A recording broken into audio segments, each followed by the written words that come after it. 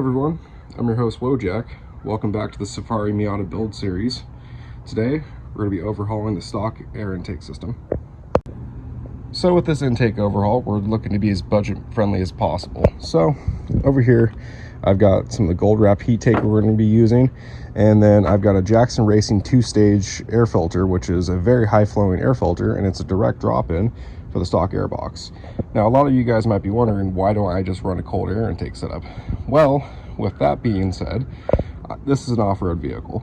I don't want to be sucking dirt, mud, water into my engine because I've got an exposed filter that's hanging low, or just, you know, in an area where water can get to a lot easier. With the stock air intake, this is your inlet for your air all the way up here. That's the highest point that you're really going to get, unless I had a snorkel set up, which they don't make them for these cars. These cars are never meant to go off-road. But then you got idiots like me. But in episode 2, I added this headlight intake, so thankfully it's going to be adding as much cold air as possible to that inlet. So that being said, I'm going to turn around and go ahead and overhaul the stock air intake setup. And hopefully, you know, given the fact that the header's right there, I'm dealing with heat of the radiator, you know, that heat tape can hopefully be able to help out and lessen the amount of heat going into the intake manifold, especially given the fact if I'm sitting there on a trail, low speeds, not getting a whole lot of airflow, or I'm sitting there waiting for somebody to clear the obstacle in front of me, I'm not going to get as much heat soak into the air intake, and then, you know, get less power, because, you know, simple, colder air, bigger explosion. So let's get started. First things first with this job, obviously, the stock intake has to come off. Now, a lot of you guys with NA cars usually think that you're going to have to remove your upper radiator hose, but I got a little trick for you. Check this out. See this little screw right here? You're going to want to back that little sucker out of there. And what is going to happen is the intake will split into 2 separate pieces right here. And as such, let's see if I got enough to get it loose. No, not just yet. Let's see if I can. Might need to just pull that all the way out.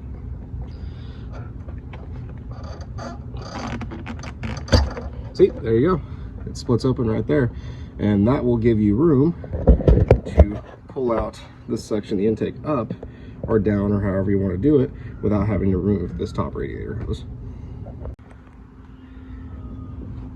It's not the easiest task in the world, but a little proper force and motivation.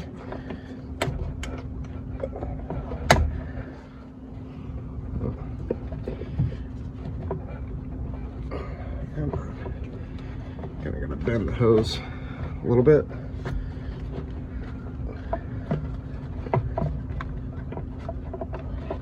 Fight your way around some wires. And boom, she is out. There you go. Keep in mind too, it is possible to scratch up this little ring collection or whatever the heck, resonator, I don't know what. I'm not a designer or an engineer or even a smart person. I think that side was easy.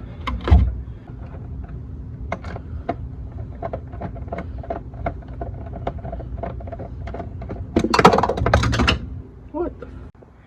Now that we're into our little drop-in filter area, last but not least, I'm going to go for that final tube down there. Looks like just a little 10 mil / screwdriver bit, so let's get in there. So I don't know if you guys can see that, but I've never pulled this bolt out before, but whoever touched this last, they went and sent it all the way. I tell you what, that's gonna be fun to try to get back in there, but let's proceed. Well, after a ton of proper force and motivation, I finally got that sucker out of there, so let's fish it out. Well, last but not least, don't need this junk anymore. Okay, now time to begin the overhaul. Ooh, what is that? Ew, nasty. Thank God for air filters. Well, now that I have all three pieces out, it's time to start getting them all wrapped up. But before I do all that, you guys can notice all that dirt and dust on a lot of them. I'm going to turn around with a wet rag and just give these all a good wipe down so the tape has a good mating surface to stick to. And some of you may be wondering, well, what about the airbox? Well, you should subscribe and tune in for the future episodes of this build series, and you'll see what I'll do about that. But for now, we're just going to focus on all the intake piping.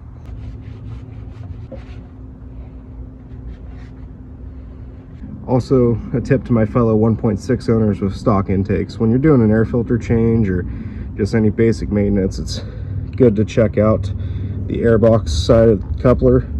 As you can tell, this little part that flexes is starting to crack out, but no worries, it's not all the way through yet, but definitely something to keep an eye on, especially if you have one of these.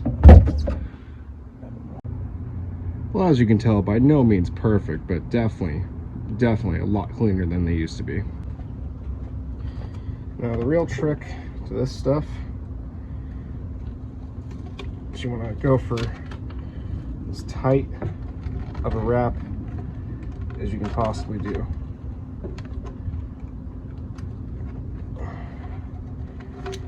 Don't always expect it to be perfect, but you know, you're just gonna have to work at it.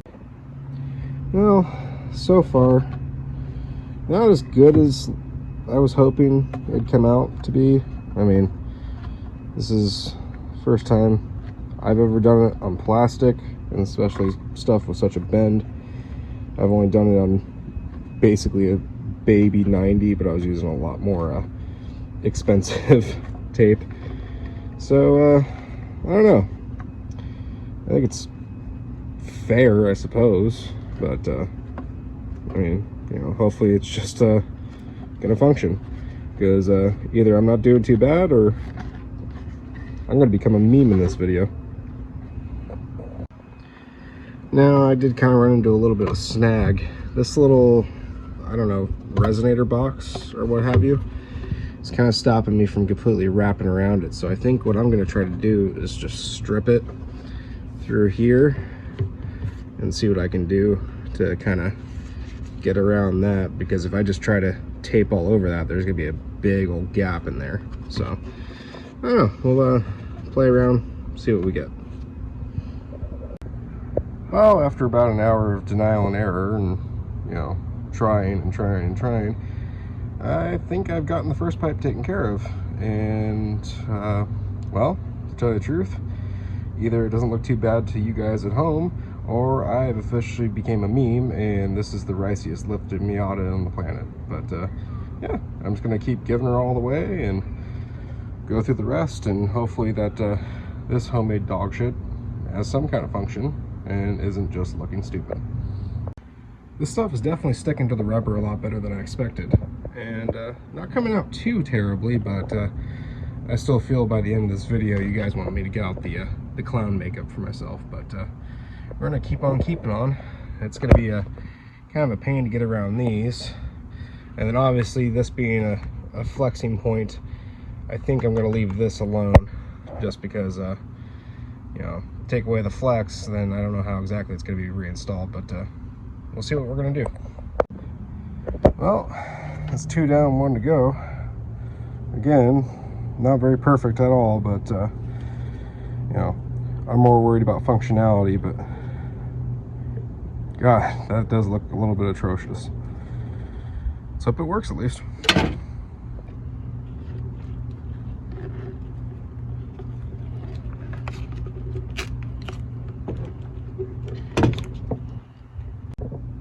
So I was able to just ever so slightly slide the tape up under there. It was a pain, but it worked. Nice. See if I can do that a couple more times. Well, she's definitely not pretty, but I think she'll do the job. I'm gonna go ahead and leave this resonator box alone. I'm not too worried about it. It seems to be more circulation of air. I'm guessing probably for noise. I don't know. I'm not an engineer, but yeah, and now it's time for the hardest part of this entire overhaul. Air filter time. So let's get her out of the package. This is a Jackson Racing dual stage filter, pre-oiled. You know, I gotta tell you the truth, it kind of reminiscent of like a HKS, but yeah, let's go ahead and plop that in there, make sure gasket's secure. That's it. That's the hardest part of that install. All right, let's start getting this mess all put back together. It's not looking, no, that looks like crap. Let's just hope it works better than it looks. All I gotta say is whoever pulled this one off, definitely bravo. Let's see if I can get this figured out. This is gonna be fun. All right, I'll mess with that and I'll get back to you guys. Okay, so after messing around with that, I'm just gonna have to send her all the way. Dude, look at that thing, it's just spinning so weird. I mean, if she fits, she ships. Okay, I'm not gonna play my luck on that one. So yeah, that's back in. So next, and very carefully, don't mess with the AFM. There we go. And yeah, I get to torque all these down and we'll move on. A lot of people who are more used to like a clip style top to their airbox, make sure to always drop your shit.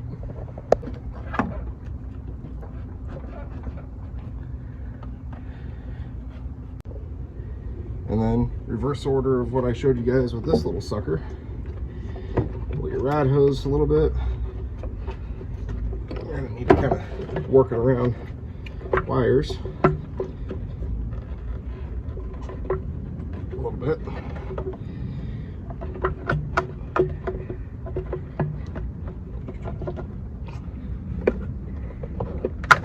Oh, come on, you sucker. And boom, it's back in place.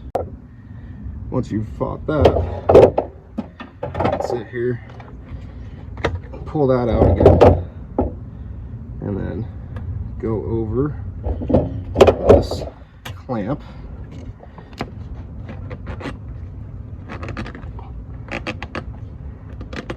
and kind of work it back into order and tighten that sucker up.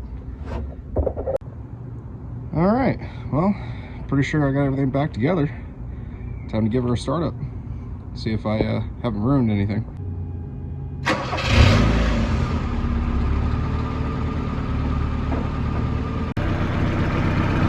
Well, it doesn't seem like anything's getting messed up in there. Nothing's coming off, hitting belts or anything. We'll be alright.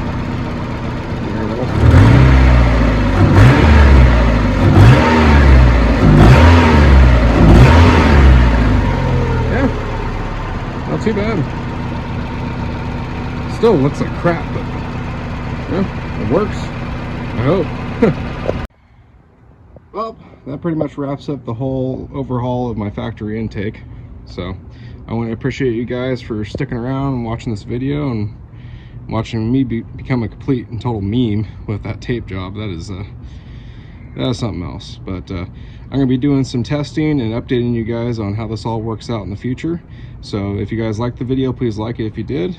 If you disliked it, please dislike it. You know, give me some feedback, let me know, and leave me a comment. Tell me what you guys think. Tell me if I've completely reached meme status with that tape job. So, well, I've been your host, the Wojak. Thank you guys for watching. Have a good one.